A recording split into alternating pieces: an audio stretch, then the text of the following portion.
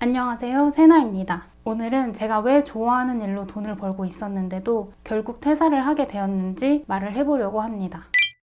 저는 고등학생 때까지만 해도 진로 결정을 못해서 성적에 맞춰서 대학을 가려고 했었어요. 물론 속으로는 온갖 고민, 방황 같은 거 많이 했지만 겉으로 보기에는 그냥 성실한 학생이었어요. 근데 이제 수능 끝나고 담임 선생님께서 어디 갈 수 있는지 말을 해주시잖아요. 가고는 땡땡땡땡땡과 이런 것까지 다 정해주셨거든요. 그래서 이제 제가 그대로 넣기만 하면 되는데 갑자기 너무너무 넣기가 싫은 거예요.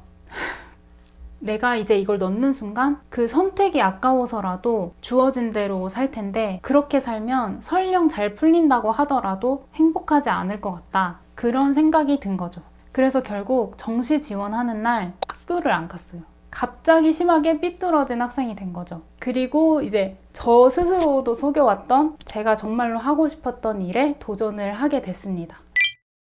20대의 저를 한마디로 표현을 한다면 자아실현에 미쳐 있었다 라고 보시면 될 것 같아요. 그렇게 저는 미래에 대한 걱정이나 고민은 접어두고 원하는 과에 입학을 했고요. 이후로 관련 회사에 취직을 해서 6년 가까이 일을 하게 됩니다. 그런데 그렇게 좋아하는 일을 하며 살던 저에게 터닝포인트가 하나 찾아오게 되는데요.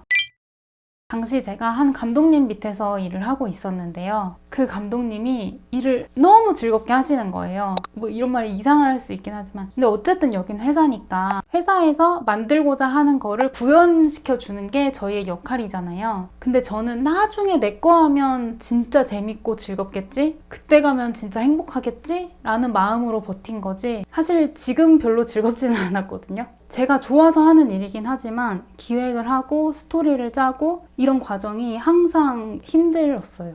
왜냐면 제가 성장을 해도 저의 최종 꿈을 이루기에는 저는 아직도 너무너무 부족한 사람일 뿐이었거든요.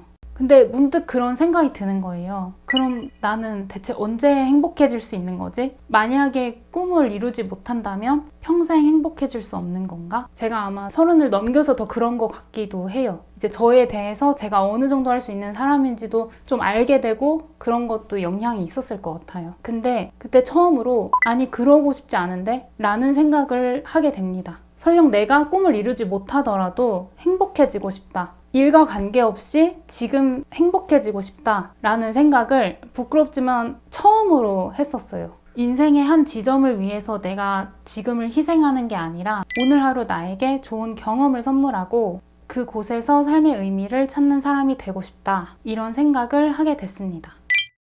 그러면서 행복에 대해서 고민도 많이 하고 관련 서적도 많이 찾아서 읽기 시작했어요. 그러면서 그때 제가 내린 결론이 이거였습니다. 꿈이 아닌 이상적인 라이프 스타일을 정의하자. 내가 정말로 아침 몇 시에 일어나고 첫 일과를 어떤 것으로 시작하고 어떠한 일을 하면서 보내고 내가 어떤 것들에 나의 생각과 시간을 쏟았을 때 내가 가장 행복할까? 이런 것들을 고민을 하기 시작을 한 거죠. 그러면서 우리가 일을 안 할 수는 없잖아요. 그랬을 때 행복하게 일하는 기준 3가지를 생각을 하게 됩니다.